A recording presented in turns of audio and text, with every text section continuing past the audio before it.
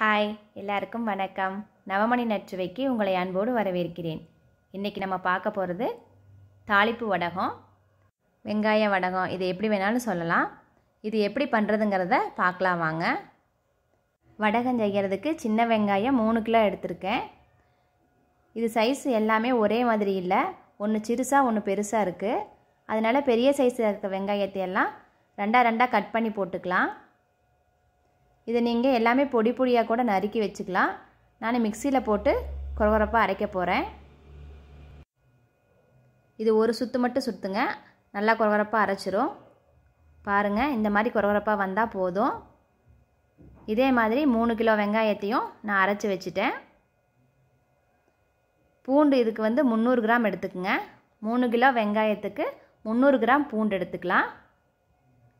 இதையும் நல்லா பேஸ்ட்டாக அரைச்சி வச்சுக்கலாம். எல்லாமே தண்ணி ஊற்றாமல் தான் அரைக்கணும். இந்த அரைச்ச பூண்டு விழுத வெங்காயத்தை கூட சேர்த்துக்கலாம். அடுத்ததாக உளுந்தம்பருப்பு 200 கிராம் எடுத்திருக்கேன். 3 கிலோ வெங்காயத்துக்கான மெஷர்மெண்ட்டு தான் நான் சொல்கிறது. இதே அளவுக்கு நீங்களும் போட்டுக்கோங்க. உளுந்தம்பருப்பு 200 கிராம் எடுத்திருக்கேன். சீரகம் 200 கிராம் எடுத்திருக்கேன். கடுகு 200 கிராமு, ஒரு கைப்பிடி அளவு உப்பு, கருவேப்பில் தேவையான அளவு போட்டுக்குங்க. கருவேப்பில் பொடி பொடியாக நறுக்கி போட்டுக்குங்க. இந்த எல்லா பொருளும் நல்லா மிக்ஸ் பண்ணிடணும். பாருங்கள், எல்லாம் ஒரே அளவாக கரெக்டாக மிக்ஸ் ஆயிடுச்சு. இது கூட இப்போ நம்ம மஞ்சத்தூள் 2 டேபிள் ஸ்பூன் போட்டுக்கலாம். மஞ்சத்தூள் போட்டதுக்கப்புறம் இதையும் நல்லா மிக்ஸ் பண்ணி விட்டுருங்க. இது நல்லா கலக்கிறதுக்கு அப்புறமா நல்லா அமுத்திட்டு மூடி வச்சிடலாம். இது ஒரு நைட் ஃபுல்லாக இருக்கட்டும். நீங்கள் சாயங்காலம் இதை பிசைஞ்சு வச்சிங்கன்னா நைட் ஃபுல்லாக ஊறுறதுக்கு கரெக்டாக இருக்கும். அடுத்ததாக இது கூட வெந்தயத்தை அரைச்சி சேர்க்கணும். அதுக்காக வெந்தயம் 75 கிராம் வெந்தயம் எடுத்திருக்கேன். இந்த வெந்தயம் நைட் ஃபுல்லாக ஊறட்டும். காலையில் அரைச்சிட்டு வடகத்து கூட சேர்த்துக்கலாம். மறாவது நாள் காலையில் பாருங்கள், வடகம் நல்லா ஊறி இருக்குது. இது கூட தண்ணி ஊற்றாமல் அரைச்ச வெந்தயத்தை சேர்த்துக்கலாம். வடகத்தோடு நல்லா மிக்ஸ் ஆகிற மாதிரி வெந்தயத்தை போட்டு பிசைஞ்சு விட்டுடலாம். வடகத்தில் தண்ணி எதுவும் மிக்ஸ் பண்ணாமல் தான் பிணையணும். இப்போ இதை வெயிலில் காய வைக்கணும். வெயிலில் காய வைக்கிறதுக்கு ஒரு துணி மேலே இதை போட்டு நல்லா பரப்பி விட்டுருங்க. இது நல்லா ஒரு நாள் பொழுதுனிக்கு காயிட்டும். பாருங்கள், காஞ்சது லைட்டாக நம்மளுக்கு மொறுமொறுப்பாக தெரியுது. இதை நம்ம மறுபடியும் எடுத்து பாத்திரத்தில் போட்டுக்கலாம். நல்லா அமுத்தி மறுபடியும் மூடி வச்சுருங்க. அன்றைக்கி நைட்டு ஃபுல்லாக இருக்கட்டும்.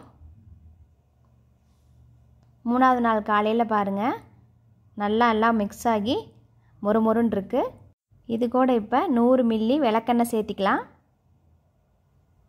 விளக்கெண்ணெய் சேர்த்துனா நல்லா பசை கிடைக்கும், அதுக்காகத்தான். 1 டேபிள் ஸ்பூன் பெருங்காயத்தூள் போட்டுக்கலாம். இதெல்லாம் நல்லா ஒன்றா பிசைஞ்சிருங்க. இது 3வது நாள் காலையில் தான் நம்ம விளக்கெண்ணெய் ஊற்றி பிசைஞ்சு உருண்டை பிடிச்சி வைக்கணும். முதல் நாள் பிசைஞ்சப்பவே நம்ம எண்ணெய் ஊற்றி பிசையக்கூடாது. இந்த மாதிரி நல்லா கொஞ்சம் காஞ்சதுக்கப்புறமா எண்ணெய் ஊற்றி பிசைஞ்சா தான் கொஞ்சம் நல்லா பசையாக இருக்கும். இப்போ உருண்டை பிடிச்சி வச்சிடலாம். சின்ன சின்ன உருண்டையாக பிடிச்சிக்கோங்க, அப்போ தான் காயறதுக்கு கரெக்டாக இருக்கும். நம்ம உருண்டையாக வேணாலும் பிடிச்சிக்கலாம், கொலக்கட்டை மாதிரி சைஸுக்கு வேணாலும் நம்ம பிடிச்சிக்கலாம். நான் உருண்டையாக பிடிச்சி தான் காய வச்சுருக்கேன். உருண்டையில் இன்றைக்கி காலையில் காய வச்சிங்கன்னா சாயங்காலம் மறுபடியும் எடுத்து நல்லா அமுத்தி உருண்டை பண்ணிக்கோங்க. அப்போ கரெக்டாக வந்துடும் உங்களுக்கு.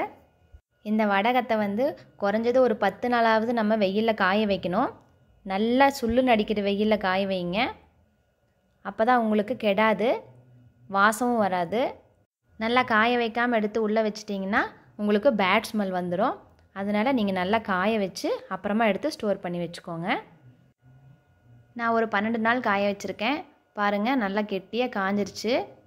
உள்ளுக்குள்ளே எந்த விதமான ஒரு ஈரத்தன்மையும் இல்லை. நல்லா மொறுமொறுன்னு காஞ்சி வந்துருச்சு.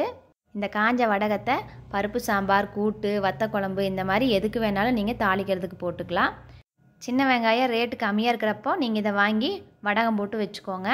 உங்களுக்கு ரொம்ப நாளைக்கு இது யூஸ்ஃபுல்லாக இருக்கும். இந்த மாதிரி தாளிப்பு வடகம் நீங்களும் செஞ்சு பார்த்துட்டு உங்களுக்கு பிடிச்சிருந்தா லைக் பண்ணுங்கள், ஷேர் பண்ணுங்கள்.